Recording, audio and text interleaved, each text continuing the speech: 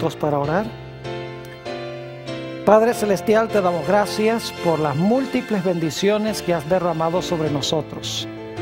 Te pedimos, Señor, que al estudiar tu palabra este día, tu Espíritu Santo se acerque a nosotros y nos dé mentes claras y corazones dispuestos a recibir la semilla de la verdad.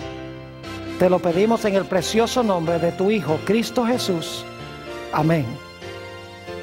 Quiero extenderle un saludo muy cordial a todos aquellos que nos acompañan en nuestra reunión de hoy. Estamos muy contentos de tenerles con nosotros. También quiero extenderle un saludo muy cordial a aquellas personas que nos están viendo en las pantallas de televisión en los diferentes países de habla hispana. Estamos muy contentos de que nos estén acompañando en el día de hoy. El título de nuestro tema de hoy es La generación de Enoc. Y quiero comenzar describiendo cómo será el grupo de personas que vivirán en este mundo inmediatamente antes de la segunda venida de Jesús. Quiero que noten que los que vivirán en este planeta tendrán tres características básicas. Quiero leer en primer lugar Apocalipsis el capítulo 12 y el versículo 17. Allí hallamos dos de las tres características. Dice allí en Apocalipsis 12 y el versículo 17 lo siguiente: entonces el dragón se llenó de ira contra la mujer y se fue a hacer guerra contra el resto de la descendencia de ella, los que guardan los mandamientos de Dios y tienen el testimonio de Jesucristo. Notamos aquí que el dragón va a estar airado con el pueblo de Dios, con el remanente final. Y en realidad tienen dos características principales. Dice en la última parte del versículo que guardan los mandamientos de Dios y en segundo lugar tienen el testimonio de Jesucristo. Ahora, yo creo que no tenemos problemas con lo que significa la expresión los mandamientos de Dios. Son los 10 mandamientos de Dios. Pero ¿qué significa el testimonio de Jesucristo? Vamos en nuestras Biblias a Apocalipsis, el capítulo 19 y el versículo 10. Apocalipsis 19 y el versículo 10, donde hallamos una explicación de lo que es el testimonio de Jesucristo. Dice allí, está hablando Juan: yo me postré a sus pies para adorarle. Es decir, se le aparece un ángel y Juan siente el impulso de adorarlo. Y él me dijo: mira, no lo hagas. Yo soy consiervo tuyo y de tus hermanos que tienen el testimonio de Jesús. Adora a Dios, porque el testimonio de Jesús es el espíritu de la profecía. Notamos entonces que el testimonio de Jesús es el espíritu de profecía. Y la razón por la cual se llama espíritu de profecía es porque el don de profecía es uno de los dones que imparte el Espíritu Santo. Es decir, el remanente final que Satanás va a odiar va a ser odiado por dos razones. Número uno, porque guardan los mandamientos de Dios, y en segundo lugar, porque tienen el don de profecía o el testimonio de Jesucristo. Pero hay una tercera característica que queremos notar en cuanto a esa generación final que va a vivir en este mundo. Apocalipsis el capítulo 14 y el versículo 12 tiene esa característica. En realidad se repite una de las características que ya vimos y se añade otra. Dice en Apocalipsis 14 y el versículo 12 lo siguiente: aquí está la paciencia de los santos, los que guardan los mandamientos de Dios y la fe de Jesús. Quiero que noten que la generación final, según esto, va a tener la fe de Jesús, además de guardar los mandamientos de Dios. Es decir, que la generación final que vivirá en este mundo tendrá tres características básicas. Uno, guardarán los mandamientos de Dios. 2, tendrán el don de profecía, que es el testimonio de Jesucristo. Y en tercer lugar, dice que tendrán la fe de Jesús o guardarán la fe de Jesús. Ahora, a fin de entender esta generación final, necesitamos regresar a los días antes del diluvio, porque vamos a encontrar que la generación antes del diluvio ilustra la generación que existirá al final de la historia. Lo primero que quiero que notemos en cuanto a la generación antes del diluvio es que había dos grupos. El primer grupo eran los impíos y el segundo grupo constituía los justos. En realidad estos dos grupos los hayamos mencionados en Génesis el capítulo 4, donde está la genealogía de Caín, de los impíos, y en Génesis 5 tenemos la genealogía de los justos. Ahora quiero que notemos la condición del mundo inmediatamente antes del diluvio. Dice en Génesis el capítulo 6 y el versículo 5 lo siguiente en cuanto a la condición moral del mundo. Y leo: y vio Jehová que la maldad de los hombres era mucha en la tierra, y que todo designio de los pensamientos del corazón de ellos era de continuo solamente el mal.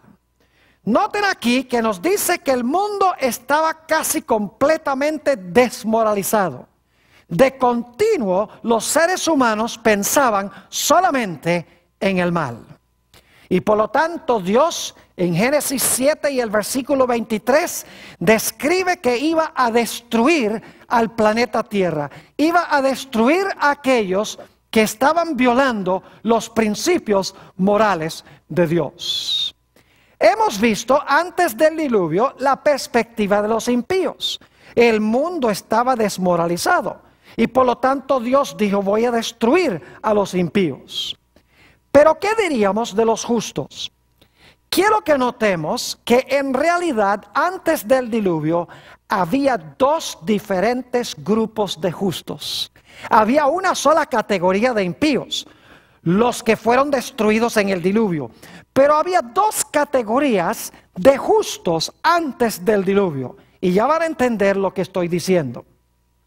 Voy a leer ahora varios versículos o porciones de versículos que hallamos en Génesis el capítulo 5. Vamos a notar la primera categoría de justos que vivían antes del diluvio. Dice en Génesis 5:5: y fueron todos los días que vivió Adán 930 años y murió. En el versículo 8 dice: y fueron todos los días de Set 912 años y murió. Dice en el versículo 11: y fueron todos los días de Enos 905 años y murió. Versículo 14: y fueron todos los días de Cainán 910 años y murió. Versículo 17: y fueron todos los días de Maalaleel 895 años y murió. Versículo 20: y fueron todos los días de Jared 962 años y murió. En el versículo 27 dice: fueron pues todos los días de Matusalén 969 años y murió. En el versículo 31 dice: y fueron todos los días de Lamec 777 años y murió. Y finalmente en Génesis 9:29 dice: y fueron todos los días de Noé 950 años y murió. La primera categoría de justos que vivían en el mundo antes del diluvio fueron aquellos que pertenecían al linaje santo y que murieron. Pero hubo una segunda categoría de ser justo que vivió antes del diluvio. Notemos lo que dice en Génesis, el capítulo 5 y el versículo 24, sobre esta segunda categoría de persona justa. Dice allí en Génesis 5:24 lo siguiente: caminó pues Enoc con Dios y desapareció porque le llevó Dios. Fíjese que en toda la genealogía que leímos, los diversos versículos, dice y murió, y murió, y murió, y murió. Pero aquí encontramos un personaje que cabe dentro de otra categoría. Dice que no caminó con Dios y desapareció porque lo llevó Dios. Ahora, en el libro de los Hebreos, el capítulo 11 y el versículo 5, se amplía lo que leímos en Génesis 5:24. Aquí vamos a encontrar que Enoc no murió. Dice allí en Hebreos 11 y el versículo 5, por la fe, Enoc fue traspuesto para no ver muerte y no fue hallado porque lo traspuso Dios. Y antes que fuese traspuesto, tuvo testimonio de haber agradado a Dios. Noten que nos dice que Enoc no sufrió ni siquiera la muerte física. Dios lo traspuso. Es decir, Dios se lo llevó al cielo de entre los vivos. Enoc nunca murió ni siquiera la muerte física. Es decir, en la genealogía de los justos, en Génesis 5, tenemos dos clases de personas justas. Los que murieron antes del diluvio, con la excepción de Noé, que murió después. Y luego tenemos a Enoc, que fue trasladado al cielo de entre los vivos. Resulta obvio que Enoc estaba en una categoría especial, porque solamente él fue trasladado al cielo de entre los vivos. Inmediatamente nos preguntamos, ¿por qué será que Enoc fue traspuesto al cielo sin ver la muerte?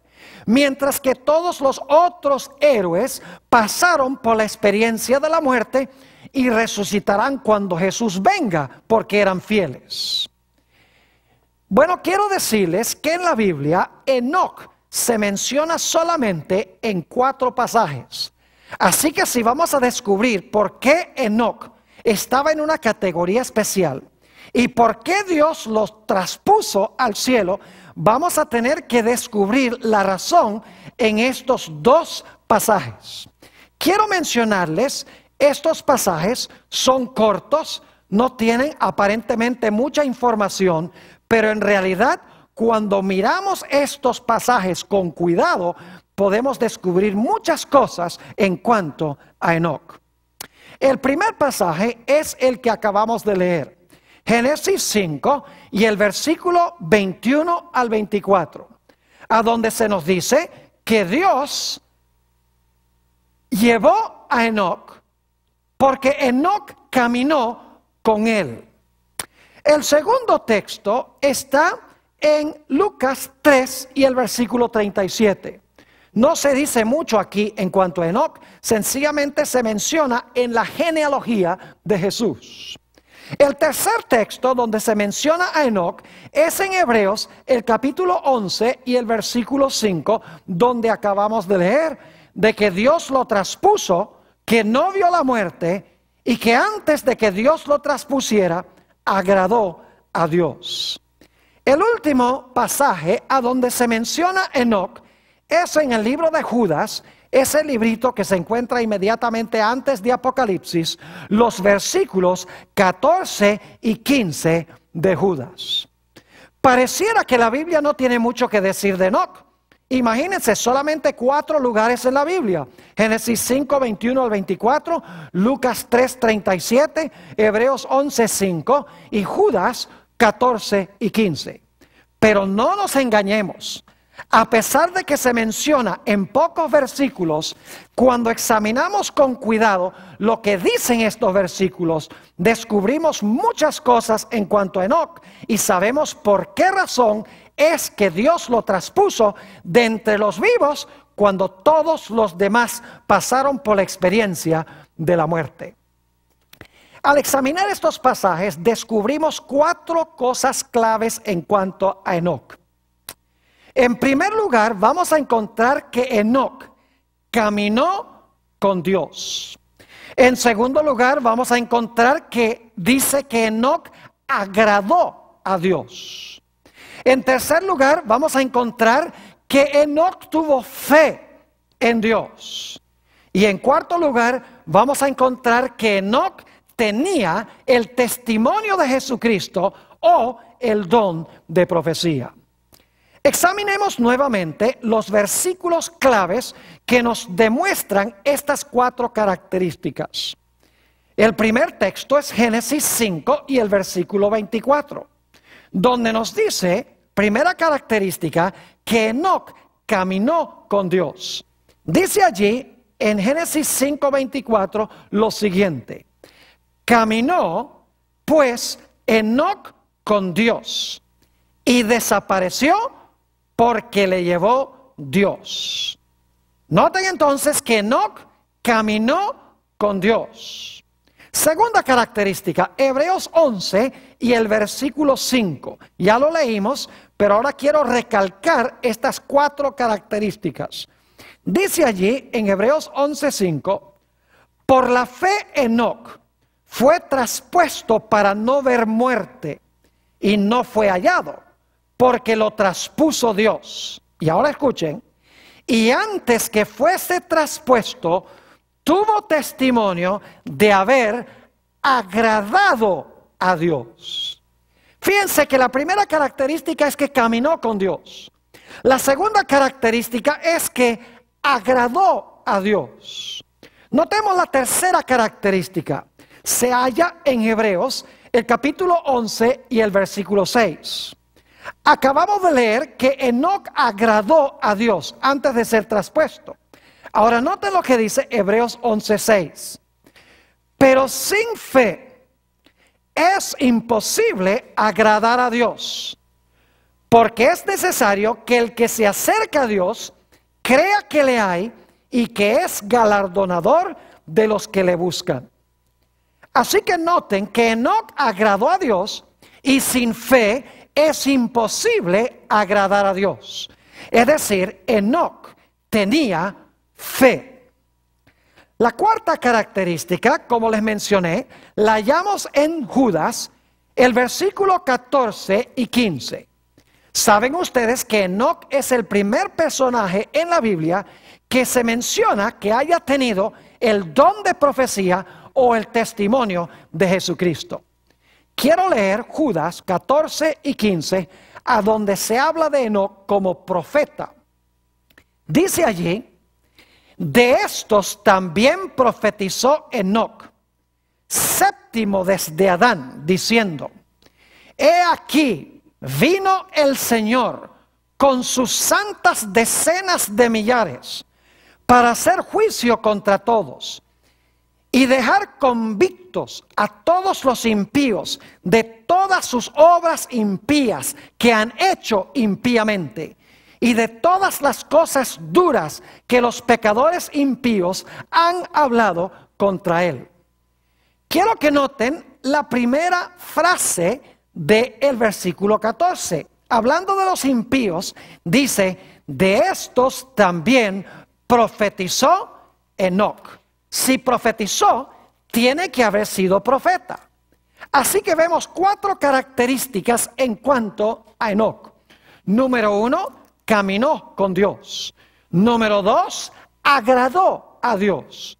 Número 3, tuvo fe en Dios. Y número 4, poseía el don de profecía, o lo que la Biblia llama el testimonio de Jesucristo. Ahora vamos a examinar cada una de estas características, porque como les mencioné, solamente tenemos unos pocos versículos en cuanto a Enoc, Pero cuando miramos en el resto de la Biblia, lo que significa caminar con Dios, lo que significa agradar a Dios, lo que significa tener fe en Dios y lo que significa el testimonio de Jesucristo, en otros pasajes fuera de los que mencionan a Enoc, captamos un cuadro de la razón por la cual Enoc estaba en una categoría especial. Y por esa categoría especial, por esas características especiales, Enoc fue trasladado de entre los vivos, mientras que todos los demás pasaron por la experiencia de la muerte. Preguntémonos entonces, en primer lugar, ¿qué significa caminar con Dios? La característica primera de Enoc. ¿Qué significa caminar con Dios? Vamos a buscar en nuestras Biblias el libro de Amós, el capítulo 3 y el versículo 3. Vamos a examinar versículos de la Biblia que hablan sobre lo que significa caminar con Dios. Así vamos a ampliar el sentido en que Enoc caminó con Dios. Dice en Amós 3 y el versículo 3: ¿andarán dos juntos si no estuvieren de acuerdo? Ahora, debo decirles que cada vez que la versión del 60, que es la que estoy usando yo, usa la palabra andar, en realidad es la palabra caminar. Se puede traducir caminar. Así que este versículo dice: ¿caminarán dos juntos si no estuvieren de acuerdo? Notamos entonces que si Enoc caminó con Dios, tenía que estar de acuerdo con el corazón de Dios. Ahora, saben que muchas veces en el Antiguo Testamento, cuando se menciona caminar con Dios, se vincula con guardar los mandamientos de Dios. Noten, por ejemplo, Deuteronomio 10 y los versículos 12 y 13. Deuteronomio 10 y los versículos 12 y 13. Quiero que noten las diferentes palabras que se conectan o se vinculan, que tienen que ver con caminar con Dios. Dice allí: ahora pues, Israel, ¿qué pide Jehová de ti? Sino que temas a Jehová tu Dios, que andes en todos sus caminos. Se podría traducir, aunque es redundante, que camines en todos sus caminos, y que lo ames y sirvas a Jehová tu Dios con todo tu corazón y con toda tu alma. Y ahora escuchen: que guardes los mandamientos de Jehová y sus estatutos que yo te prescribo hoy, para que tengas prosperidad. Noten los términos sinónimos en este pasaje. Habla de caminar con Dios, habla de amar a Dios, servir a Dios, y habla de guardar los mandamientos de Dios. Es decir, caminar con Dios significa amarle, significa temerle, significa guardar sus santos mandamientos. Otro texto donde se vincula el guardar los mandamientos con el caminar con Dios es Deuteronomio 13 y el versículo 4. Deuteronomio 13, 4. Dice allí: en pos de Jehová vuestro Dios andaréis. Nuevamente se puede traducir caminaréis. Ahora escuchen: a él temeréis, guardaréis sus mandamientos y escucharás su voz, a él serviréis y a él seguiréis. Fíjense todas las palabras sinónimas. Caminar con Dios significa temerle, significa guardar sus mandamientos, significa escuchar su voz, significa servirle y significa seguirle. Nuevamente notamos que caminar con Dios se conecta con la idea de guardar la santa ley de Dios, con la obediencia a Dios. Notemos algunos textos más del Antiguo Testamento antes de leer un pasaje en el Nuevo. El Salmo 78 y el versículo 10. Salmo 78 y el versículo 10. Está hablando aquí del pueblo de Israel, de la rebelión del pueblo de Israel. Y dice aquí, en cuanto a ellos, no guardaron el pacto de Dios, ni quisieron caminar en su ley o andar en su ley. Fíjense nuevamente la idea de caminar en la ley de Dios, de guardar los mandamientos de Dios. Noten el Salmo 119 y el versículo 1. El primer versículo del Salmo más largo de la Biblia dice lo siguiente: bienaventurados los perfectos de camino, los que andan o caminan en la ley de Jehová. Fíjese que en todos estos versículos se conecta la idea de caminar con Dios con guardar su ley, con servirle, con seguirle, con obedecerle. Ahora examinemos un pasaje muy hermoso del Nuevo Testamento. Primero de Juan, el capítulo 2 y el versículo 3 al 6.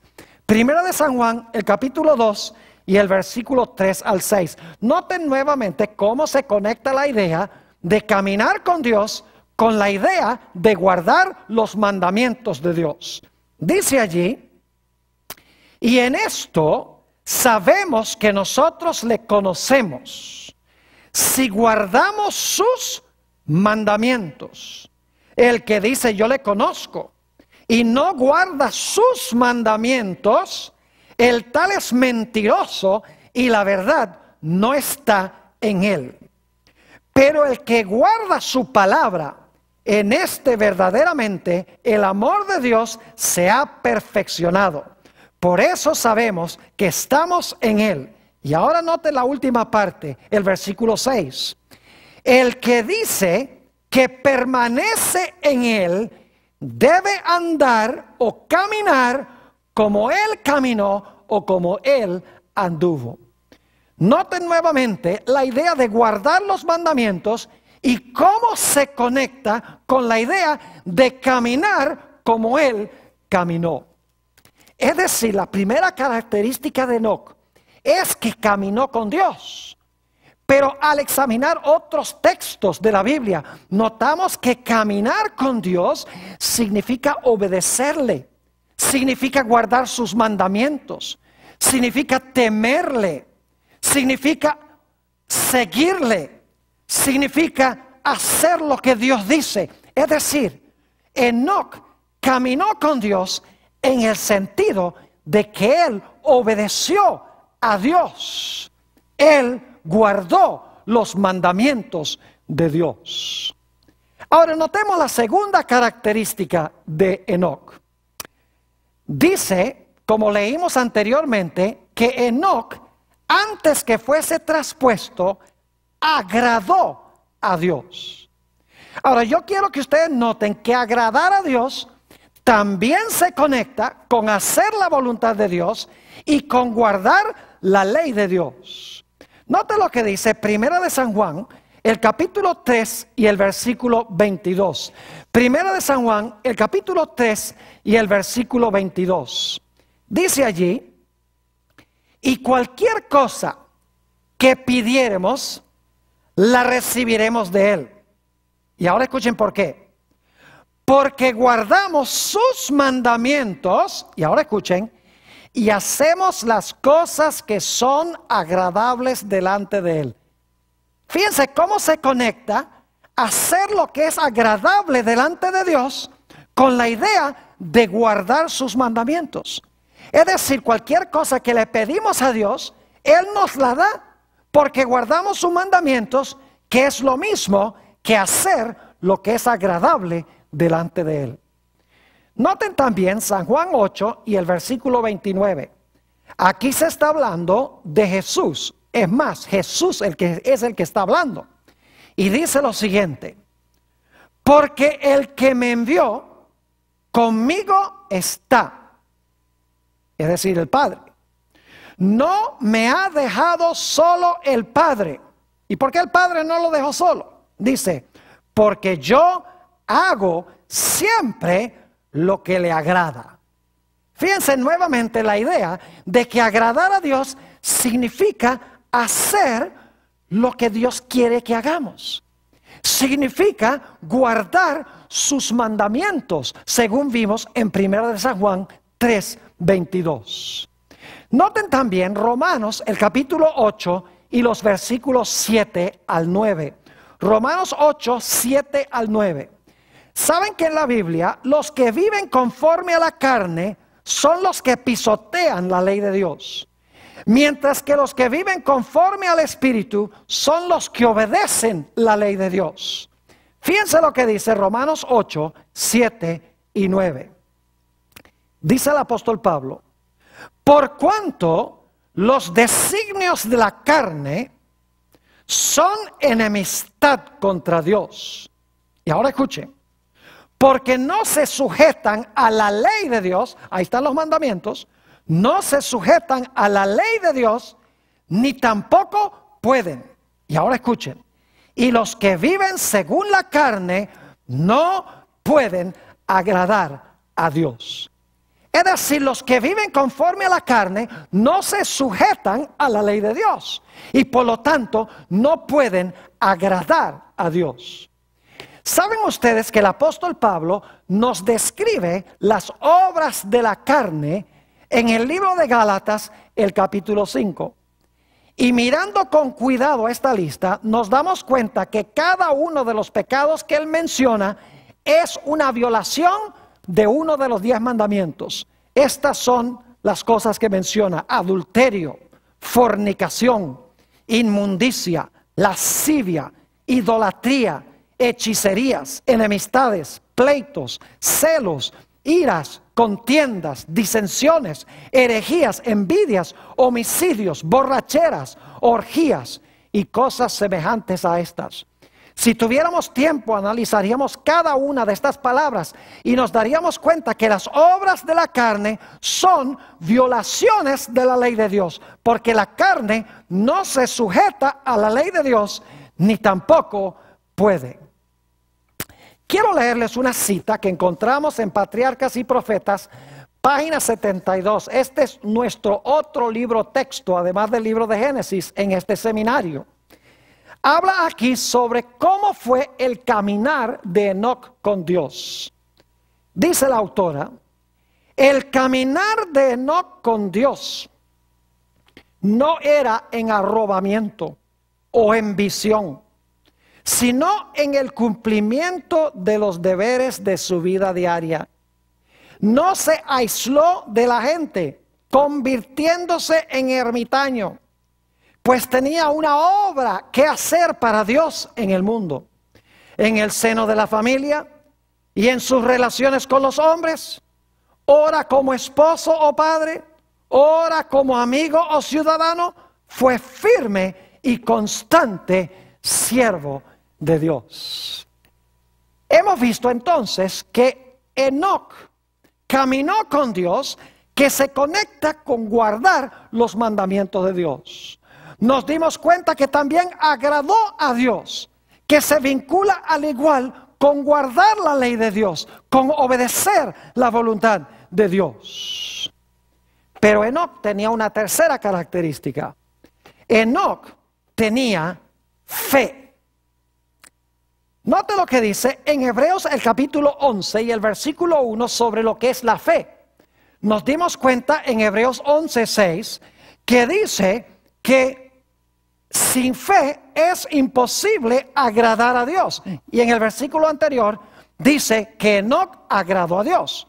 Ahora, si Enoc agradó a Dios y sin fe es imposible agradar a Dios, entonces Enoc era un hombre de gran fe. Pero surge la pregunta: ¿qué es la fe que tuvo Enoc? ¿En qué tuvo fe? Noten Hebreos el capítulo 11 y el versículo 1, a donde tenemos la definición de la fe que tenía Enoc.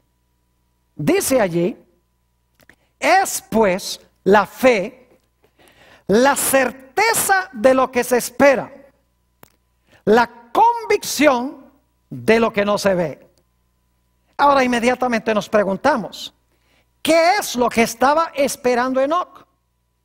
¿qué es lo que Enoc no podía ver con sus ojos, que podía ver a través de la fe? No cabe duda alguna, como hemos estudiado en un tema anterior, de que Enoc miraba hacia la ciudad cuyo constructor y artífice era Dios. Aunque el cuerpo de Enoc estaba en la tierra, aunque cumplía todos los deberes diarios fielmente, aunque buscaba agradar a Dios a cada instante, aunque guardaba los mandamientos de Dios, mientras caminaba en la tierra, en la voluntad de Dios, el cuerpo de Enoc estaba en la tierra, pero su mente estaba en el cielo. Él miraba hacia la ciudad que él esperaba en el futuro. Él tenía la convicción de que ese mundo era real, aunque no lo podía ver con sus ojos físicos. Es decir, tenía fe en el reino venidero.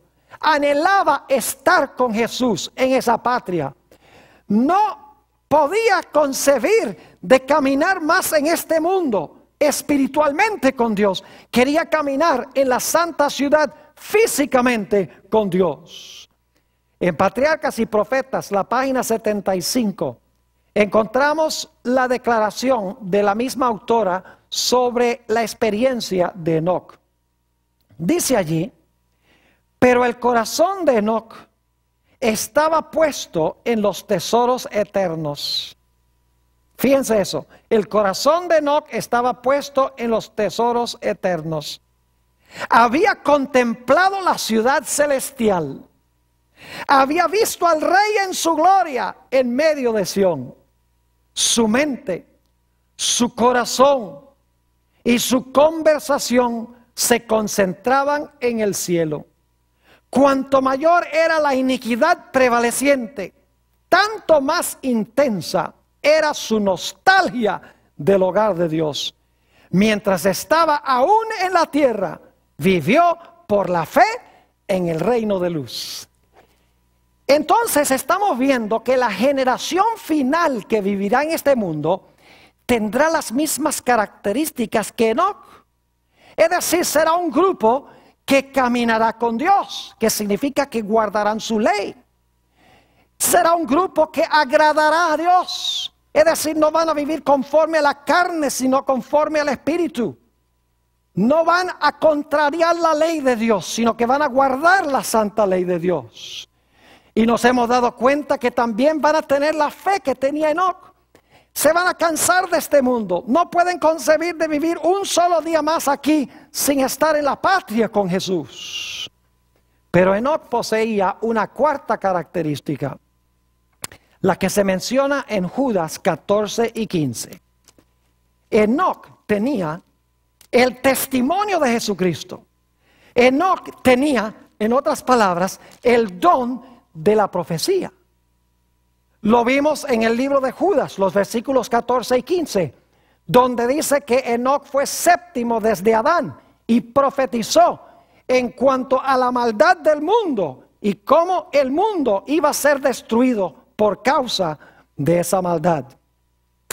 Nuevamente dice en Judas 14 y 15 lo siguiente: de estos también profetizó Enoc, séptimo desde Adán, diciendo: he aquí vino el Señor con sus santas decenas de millares para hacer juicio contra todos y dejar convictos a todos los impíos de todas sus obras impías que han hecho impíamente y de todas las cosas duras que los pecadores impíos han hablado contra él. Noten que no solamente vivía Enoc una vida santa, sino a través del don de profecía desenmascaró y amonestó al mundo por causa de su maldad y le advirtió al mundo que cambiaran sus caminos por el poder de Dios, o si no, Dios iba a venir en juicio en contra de ellos. En el libro Patriarcas y Profetas, la página 73, encontramos esta declaración en cuanto al don profético que tenía Enoc. Dice: por medio de santos ángeles, Dios reveló a Enoc su propósito de destruir al mundo mediante un diluvio. Y también le hizo más manifiesto el plan de la redención. mediante el espíritu de profecía, lo llevó a través de las generaciones que vivirían después del diluvio y le mostró los grandes eventos relacionados con la segunda venida de Cristo y el fin del mundo. Es decir, Enoc caminó con Dios. Enoc agradó a Dios. Enoc tenía fe en Dios. Enoc tenía el don de profecía. Su vida santa desenmascaraba el pecado de la civilización de aquella época. Y bajo inspiración del espíritu de profecía, habló en contra del pecado y llamó al mundo a arrepentirse. En la misma página 75 de Patriarcas y Profetas encontramos esta declaración: bienaventurados los de limpio corazón, porque ellos verán a Dios. Durante 300 años, Enoc buscó la pureza del alma para estar en armonía con el cielo. Durante 3 siglos caminó con Dios. Día tras día anheló una unión más íntima. Esa comunión se hizo más y más estrecha hasta que Dios lo llevó consigo. Había llegado al umbral del mundo eterno, a un paso de la tierra de los bienaventurados. Se le abrieron los portales y, continuando su caminar con Dios, tanto tiempo proseguido en la tierra, entró por las puertas de la santa ciudad. Fue el primero de los hombres que llegó allí. Ahora hemos hablado sobre Enoc. Ahora quiero dedicar los minutos que nos quedan para hablar de la generación final que vivirá en este mundo. ¿Saben ustedes que Enoc es un símbolo o una ilustración de aquellos que vivirán en este mundo en los últimos días? Comenzamos nuestro estudio esta noche leyendo algunos versículos de Apocalipsis 12 y 14. Nos dimos cuenta en Apocalipsis 12, 17 que el dragón se airó contra el remanente de la simiente de la mujer, porque guardaban los mandamientos de Dios y tenían el testimonio de Jesús, que es el don de profecía. 2 de las características que tenía Enoc. Y en el capítulo 14 y el versículo 12 nos dimos cuenta que la generación final que vivirá en este mundo va a tener la fe, no cualquier clase de fe, sino la fe que tenía Jesús. En Mateo 24, 37 al 39, tenemos nosotros una indicación clara de que lo que existió antes del diluvio va a suceder de nuevo al final de la historia. Dice allí, en Mateo 24, 37 al 39, mas como los días de Noé, así será la venida del Hijo del Hombre. Porque como en los días antes del diluvio, estaban comiendo y bebiendo, casándose y dando en casamiento, hasta el día en que Noé entró en el arca. Y no entendieron hasta que vino el diluvio y se los llevó a todos. Así será también la venida del Hijo del Hombre. Noten que aquí se hace un paralelo, nuestro Señor Jesucristo lo hace, entre el mundo antes del diluvio y el mundo que va a existir antes de la segunda venida de Jesús. Al igual que el mundo era inicuo allá, va a ser inicuo al final de la historia. Al igual que Dios salvó a un grupo de la destrucción, salvará al final de la historia también a un grupo de la destrucción. Pero ahora quiero que noten que al final de la historia habrá 2 diferentes clases de justos. Una sola clase de impíos, pero 2 diferentes clases de justos. ¿Ustedes recuerdan las 2 clases de justos que vimos en Génesis el capítulo 5? Estaban los justos que murieron antes del diluvio, y está Enoc, quien fue trasladado al cielo de entre los vivos. ¿Saben ustedes que al final de la historia van a existir los mismos 2 grupos? Noten lo que dice Mateo 16 y el versículo 27 y 28. Aquí Jesús le dice algo muy raro a sus discípulos. Dice allí, porque el Hijo del Hombre vendrá en la gloria de su Padre con sus ángeles, y entonces pagará a cada uno conforme a sus obras. Es decir, Jesús dice, yo voy a venir en gloria con todos mis ángeles, o con todos sus ángeles. Y luego dice Jesús a sus discípulos, de cierto os digo que hay algunos de los que están aquí que no gustarán la muerte hasta que hayan visto al Hijo del Hombre viniendo en su reino. Una declaración extraña, porque todos los discípulos que estaban allí murieron antes de que Jesús viniera, porque Jesús no ha venido todavía. ¿Qué quiso entonces decir Jesús cuando declaró que había algunos allí entre los discípulos que no iban a morir hasta que lo vieran a Él viniendo en el reino de su gloria con sus ángeles? La respuesta la encontramos en el capítulo 17, el siguiente capítulo. Encontramos que Jesús subió a la cima de la montaña con 3 de sus discípulos, con Pedro, Andrés y Juan. Esos son los algunos que iban a venir a Jesús viniendo en su reino glorioso, pero no iban a ver a Jesús viniendo en el reino glorioso en la segunda venida, sino que iban a presenciar cómo iba a ser, y Dios lo iba a mostrar en el monte de la transfiguración. Dice en Mateo 17 y el versículo 1 lo siguiente: 6 días después, Jesús tomó a Pedro, a Jacobo y a Juan su hermano, y los llevó aparte a un monte alto, y se transfiguró delante de ellos, y resplandeció su rostro como el sol, y sus vestidos se hicieron blancos como la luz. Y he aquí, les aparecieron Moisés y Elías hablando con él.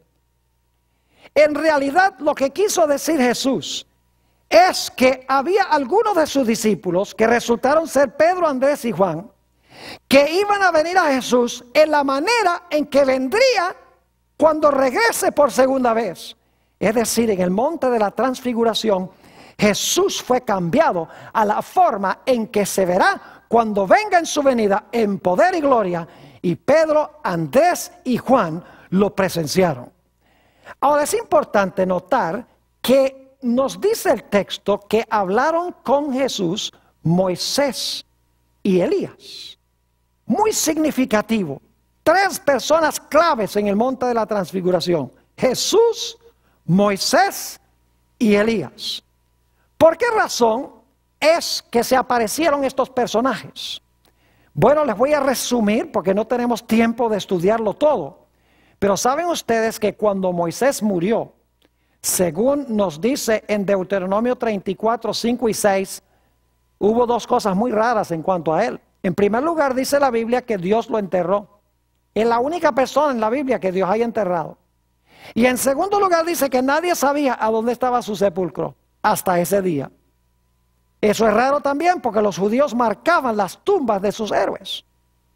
Y luego encontramos aquí en Mateo 17 que Moisés está en el monte de la transfiguración. ¿Cómo es que llegó Moisés al monte de la transfiguración si murió antes de entrar a la tierra prometida? Nadie sabía dónde estaba su sepulcro. Dios lo enterró. La respuesta es que según la Biblia, Moisés resucitó de los muertos. En Judas 9 nos dice que vino el arcángel Miguel a lidiar con el diablo sobre el cuerpo de Moisés. Es decir, Miguel había venido para llamar a Moisés del sepulcro, para entonces llevarse a Moisés al cielo. Y por eso es que Moisés descendió del cielo en el monte de la transfiguración. Es decir, Moisés representa a aquellos que mueren y resucitan y luego son trasladados. Pero luego tenemos el caso de Elías. Elías, según nos dice la Biblia, fue transportado al cielo en un carruaje de fuego sin experimentar la muerte. Elías, en otras palabras, representa a aquellos que serán trasladados al cielo de entre los vivos. Es decir, no van a morir antes de que Jesús venga. Y claro, el que va a resucitar a los que murieron en Cristo y el que va a transformar a los que están vivos cuando Jesús venga es Jesús mismo. Leámoslo en los escritos del apóstol Pablo, Primera de Tesalonicenses, el capítulo 4 y el versículo 16 al 18. Dice allí el apóstol Pablo, hablando de la segunda venida de Jesús: porque el Señor mismo, con voz de mando, con voz de arcángel, con trompeta de Dios, descenderá del cielo, y los muertos en Cristo resucitarán primero. Esos son los representados por Moisés, quien murió y resucitó. Luego sigue diciendo, luego nosotros, los que vivimos, esos son representados por Enoc, los que hayamos quedado, seremos arrebatados juntamente con ellos en las nubes para recibir al Señor en el aire, y así estaremos siempre con el Señor. Es decir, que tenemos la misma representación al final que hubo en los días de Enoc. Tenemos dos grupos de justos: los que van a morir y resucitar para encontrarse con Jesús en las nubes, y aquellos que van a ser trasladados al cielo de entre los vivos como Enoc. Ahora, no podría concluir este tema sin recalcar y enfatizar que el Nuevo Testamento nos indica repetidas veces que los que van a estar vivos cuando el Señor Jesucristo venga van a tener un carácter muy especial. Van a ser como Enoc. Van a guardar los mandamientos de Dios. Su único interés en la vida va a ser agradar a Dios. Van a tener también el don de la profecía para desenmascarar el mal en el mundo y llamar a los impíos al arrepentimiento. Van a tener la fe de Jesús, una fe inquebrantable. Aunque sus cuerpos van a estar en la tierra, sus mentes van a estar con Jesús en la patria celestial, y no van a soportar la idea de vivir un solo día más aquí en este planeta. Vez tras vez, el Nuevo Testamento enfatiza que se necesita una preparación especial, como la que tuvo Enoc, para estar vivo cuando el Señor Jesucristo regrese en poder y gloria. Permítame mencionarles algunos de esos versículos. San Mateo 5 y el versículo 8 dice: bienaventurados los de limpio corazón, o los de puro corazón, porque ellos verán a Dios. Note lo que dice el libro de los Hebreos, el capítulo 12 y el versículo 14. Hebreos, el capítulo 12 y el versículo 14. Hablando de los que van a vivir en este planeta en los últimos días, los que van a ver al Señor, dice: seguid la paz con todos y la santidad, sin la cual nadie verá al Señor.